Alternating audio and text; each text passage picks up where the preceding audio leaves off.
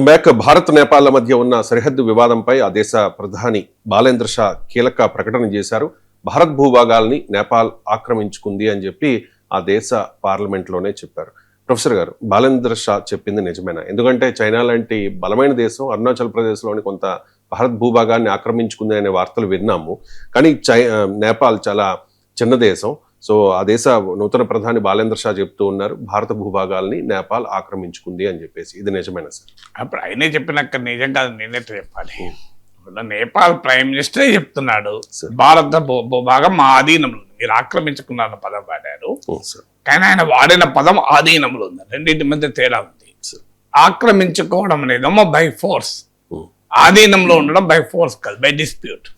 So మనం మీడియాలో ఆ పదాలు వాడేటప్పుడు చాలా జాగ్రత్తగా వాడాలి. ఎంక్రోచ్మెంట్ రెండు రకాలు ఉంటుంది. ఆక్రమణ అనే రెండు దేశాల మధ్య పదం వాడినప్పుడు ఒక దేశం మరో దేశాన్ని సైనిక శక్తులు ఉపయోగించుకొని లేదా తనకున్న మిలిటరీ శక్తులను ఉపయోగించుకొని బలవంతాన్ని అక్కుపై చేయడం ఒక పద్ధతి.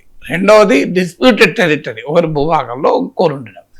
నిన్న వాళ్ళ ప్రైమ్ మినిస్టర్ ఈ స్టేట్మెంట్ ఇచ్చాక పార్లమెంట్లో మినిస్టర్ క్లారిఫై కూడా చేశారు. ముఖ్యంగా ఏమన్నారంటే, ఇప్పుడు ఆ నేపాల్ ఇండియా బార్డర్లో ఈ నేపాల్ భూభాగంలో ఇండియన్స్ నివసిస్తున్నారు, ఇండియన్స్ పొలాలు కూడా ఉన్నాయి. ఇండియన్ భూభాగంలో నేపాలీ ప్రజలు ఉన్నారు, నేపాలీ వాళ్ళ పొలాలు ఉన్నాయని చెప్పాడు. అంటే ఇది more in the form of a dispute, invade చేసి ఆక్రమించుకుంటే కాదు. సో ఈ బార్డర్స్లో అంతటా ఉంటుంది. ఇప్పుడు మీకు రాష్ట్రాల సరిహద్దుల్లో కూడా ఉంటుంది. ఇప్పుడు మీకు ఇప్పుడు ఆసిఫాబాద్ ఆ ప్రాంతానికి వెళ్తే, పైకి వెళ్తే మీకు వాంకిడి అనే ప్రాంతం ఉంటుంది. మహారాష్ట్ర తెలంగాణ బార్డర్, అది రెండు రాష్ట్రాలకు సంబంధించిన డెవలప్మెంట్ యాక్టివిటీస్, వెల్ఫేర్ యాక్టివిటీస్ నడుస్తాయి అక్కడ. వాళ్ళు రెండు రాష్ట్ర అసెంబ్లీలకు ఓట్లేస్తుంటారు. ఈవెన్ టుడే మనకు అడపా న్యూస్లో వస్తుంటాడు, వీళ్ళకు రేషన్ కార్డులో మహారాష్ట్ర గవర్నమెంట్ ఇస్తే తెలంగాణ గవర్నమెంట్ ఇస్తుంది. సో అందువల్ల వాళ్ళు డబుల్ జమాకా ఉంటుంది. సో ఇలా సరిహద్దు గ్రామాల్లో మీకు ఈ విచిత్ర పరిస్థితి ఉంటుంది. అందులో బ్రిటిష్ వలస పాలన ఉన్న దేశాలు ఎక్కడైనా కూడా డివైడ్ అండ్ రూల్ పాలసీలో భాగంగా వాళ్ళ డిస్ప్యూట్ పెట్టే పోతారు. పాకిస్తాన్ ఆఫ్ఘనిస్తాన్ మధ్య డ్యూరాండ్ లైన్ లేదా ఈవెన్ టుడే తాలిబాన్ దాన్ని అంగీకరించడం లేదు, పాకిస్తాన్ అదే బసరేద్దు అన్నట్టు. సో ఇలా నేపాల్ నేపాల్ బార్డర్లో కూడా ఆ డిఫరెన్స్ ఉన్నాయి. ముఖ్యంగా లిపు లేక్, కాలాపాని, లింపియాదురా అనే ప్రాంతాల్లో మన భూభాగాలు నేపాల్ ఆధీనంలో ఉన్నాయి, మన భూభాగాలు. సో అదే విషయాన్ని ప్రైమ్ మినిస్టర్ చెప్పాడు. మనం అనేక సార్లు లేవనెత్తాం కూడా దీన్ని. అయితే ఇటీవల ఏమైందంటే, మనము కైలాస్ మానస సరోవర్ యాత్రను ప్రకటించారు లిపు లేక్ మార్గం ద్వారా. సో ఆ సమయంలో భారత ప్రభుత్వం ఇది ఉత్తరాఖండ్లో భాగంగా చెప్పాయి కూడా. ఈ ప్రాంతం లిపు లేక్, లింపియాదురా, కాలాపాని ఏరియాలు ఉత్తరాఖండ్లో భాగమని మనం చెప్పాము. అంతకు ముందున్నటువంటి నేపాల్ ప్రభుత్వము, ప్రతిపక్షం అందరూ యునైటెడ్గా నేపాల్ పార్లమెంట్లో కొత్త రాజ్యాంగాన్ని ఆమోదిస్తూ కొత్త మ్యాప్ను ఆమోదించారు. ఏకంగా నేపాల్ పొలిటికల్ నేపాల్ మ్యాప్ను ఆమోదించారు. అప్పుడు ఈ కాలాపాని ఏరియాను నేపాల్లో భాగంగా చూపెట్టారు. అప్పుడే ఇండియా అపోజ్ కూడా చేసింది. అందువల్ల నేపాల్లో ఈ యాంటీ ఇండియా సెంటిమెంట్ చాలా కాలంగా ఉంది. ఆ టిల్ట్ అప్పుడప్పుడు ప్రో చైనా టిల్ట్ ఉంటారు అక్కడున్న ప్రభుత్వాలు. సో అక్కడున్న ప్రో చైనా టిల్ట్ ఉన్నప్పుడల్లా ఇండియాకు వ్యతిరేకంగా స్టాండ్ తీసుకుంటూ ఉంటారు. So that is Nepal political లీడర్షిప్లో బాగా. ఇప్పుడు మాల్దీవ్స్లో కూడా యాంటీ ఇండియా పొలిటికల్ సెంటిమెంట్ అనేది ఒక బలమైన అంశం. ఎందుకంటే నేపాల్లో ఒక ఫీలింగ్ ఏంటంటే ఇండియా ఇది బిగ్ బ్రదర్ మాకు అని. ఇప్పుడు మన దగ్గర అమెరికన్ సామ్రాజ్యవాదం నశించాలని గోడల మీద రాస్తుంటారు.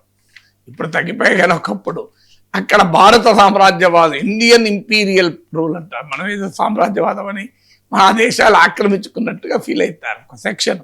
అదేంటంటే అక్కడ పాలిటిక్స్ కొరకు భారత్కు వ్యతిరేకంగా రౌజ్ చేస్తే ఓట్లు పడతాయని. ఈ సరిహద్దు దేశాలన్నింటిలో ఈ దారుణం ఉంది. ఇప్పుడు మన దగ్గర కూడా ఎలాగైతే ఎలక్షన్స్ వచ్చినప్పుడు పాకిస్తాన్కు వ్యతిరేకంగా, చైనాకు వ్యతిరేకంగా, బంగ్లాదేశ్కు వ్యతిరేకంగా నాయకులు మాట్లాడుతుంటారు చూడు, అలాగే అక్కడ ఇండియాకు వ్యతిరేకంగా మాట్లాడే అలవాటు. కానీ ఇప్పుడు కొత్తగా వచ్చిన ప్రభుత్వం ఆర్ఎస్పి ప్రభుత్వం బలేంద్ర షా నాయకత్వంలో వీళ్ళు చాలా ఒక రకంగా సాహసోపేతమైన statement. It is strange, it may look strange for you అని చెప్పాడు ఇంకా. సో ఇది వాస్తవం, కానీ రియాలిటీ అది అంటాడు. అంటే మన నేపాల్ భూభాగంలో భారతదేశీయులు నివసిస్తున్నారు, వాళ్ళ పొలాలు ఉన్నాయి. భారత భూభాగంలో కూడా నేపాలీ ప్రజలు ఉన్నారు, నేపాలీ వాళ్ళ పొలాలు ఉన్నాయి అన్నారు. దీన్ని విలేజెస్ ఎక్స్చేంజ్ చేసుకోవడము, ఆ డిస్ప్యూట్ సెటిల్ చేసుకోవడం అది అంత ఈజీ కాదు. ఎందుకంటే ఎమోషనల్ అంశాలు ఉంటాయి. ఇండియాకు బంగ్లాదేశ్కు మధ్య ఈవెన్ బంగ్లాదేశ్ ఏర్పడిన తర్వాత కూడా కొన్ని ఏరియాలను ఎక్స్చేంజ్ చేసుకున్నాం. మన ఏరియా వాళ్ళకి ఇచ్చాం, వాళ్ళ ఏరియా మనం తీసుకున్న లాజిస్టిక్స్ కొరకు. కానీ అది హ్యూమన్ హ్యాబిటేషన్స్ ఉన్న ఏరియాలు కావాలి. హ్యూమన్ హ్యాబిటేషన్స్ ఉన్న ఏరియాల దగ్గరే ప్రాబ్లం వస్తుంది.